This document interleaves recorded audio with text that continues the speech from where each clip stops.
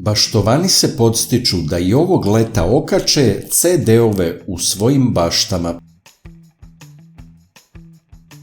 Danas više nisu aktuelni. Prvi primjerci su proizvedeni 80. godina 20. veka kao mediji koji nose zvuk, slike ili podatke. To su sjajni kružni objekti, ispunjeni podacima ili muzikom koje su ljudi kupovali pre nego što je došao Spotify. Sada baštovani pronalaze novu ulogu CD-ovima kako bi zaštitili svoje površine pod biljkama. Ne mora to obavezno da bude CD, jer stariji DVD će također odraditi posao.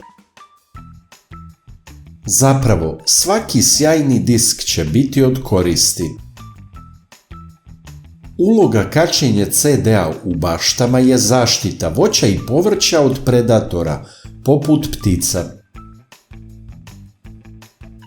Ptice se zapravo plaše CD-ova, tako da vam neće napraviti štetu jedući bobičasto voće ako poređate CD-ove na granama.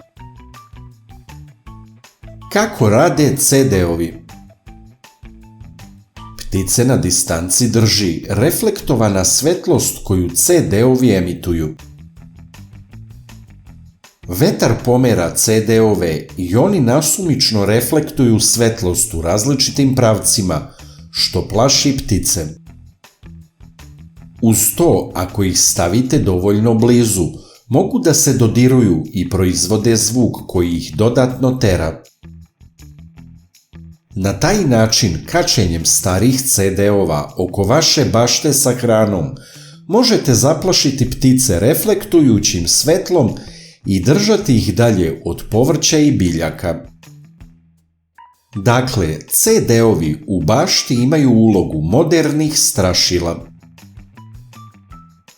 Diskove labavo okačite na grane tako da ih čak i blag vetar natera da se okreću i hvataju sunčeve zrake.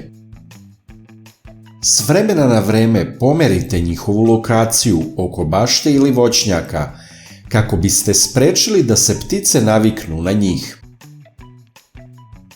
Na ovaj način možete uzgajati voće, povrće i druge useve bez brige o šteti koju ptice mogu da nanesu.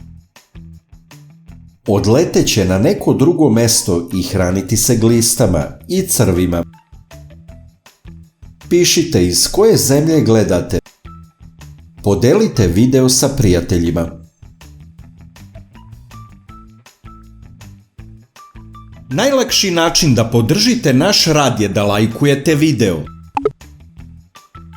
Kliknete na dugme prati, zatim na zvonce i na kraju potvrdite zvonce. Ovo za nas znači mnogo. Hvala vam na podršci.